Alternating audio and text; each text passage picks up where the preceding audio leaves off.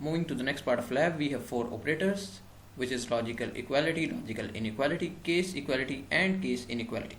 Now, what's the difference is, in logical equality, if we get any unknown at the higher parity bit, it will give us the resultant as unknown, saying that I cannot answer it because the higher parity bit of one of the numbers to be compared is unknown.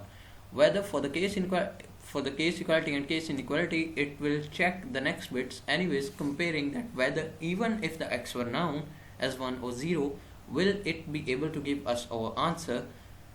So now coming to the example, it will make it more clear. Now we will be implementing these 5 functions in our code. For first, we are saying that a is equal to b. Now we will check it.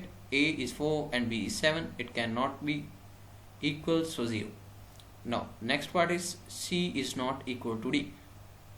C here is not equal to d. C is not equal to d because this x is unknown, and so we cannot confirm that if it's 0, yes, it can be equal, and if it's not, it cannot be equal. So what it will give is x. I cannot tell you whether it's 0, whether it's true or not.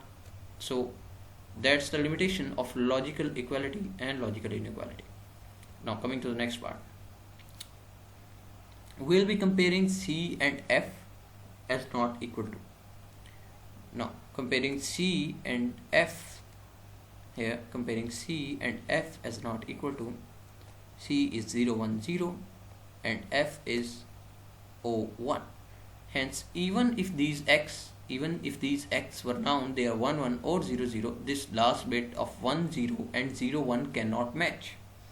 Hence it says they can never be equal even if the x bits are known. Now coming to the next part of case equality, d and e. Now matching this d and e, our last bit is 1 0 here and our last bit is 0 1 here. So even if this bit is unknown, even if it's turned 1 or 0, and even this unknown bit turns to 0 or 1, these two numbers can never be equal. Hence it shows the result that no, these numbers can never be equal, hence 0. Now coming to the next part, where we will be comparing c as not case equality d. So here is c as 0 1 0 and our d as x 1 0. Now it will skip the lower parts, it will skip these parts 0 and 1, neglecting these, and move to the next parts that are known. Hence it gives us 1 because the known bits are equal to each other. Now moving to its waveform part, which I have already implemented, is showing the same results. Now what we have here is 4 7 0 1 0, x 1 0, x 1 1 and x x 1. Now the results are 0 x 1 1. So as I have already explained, quickly going through it again,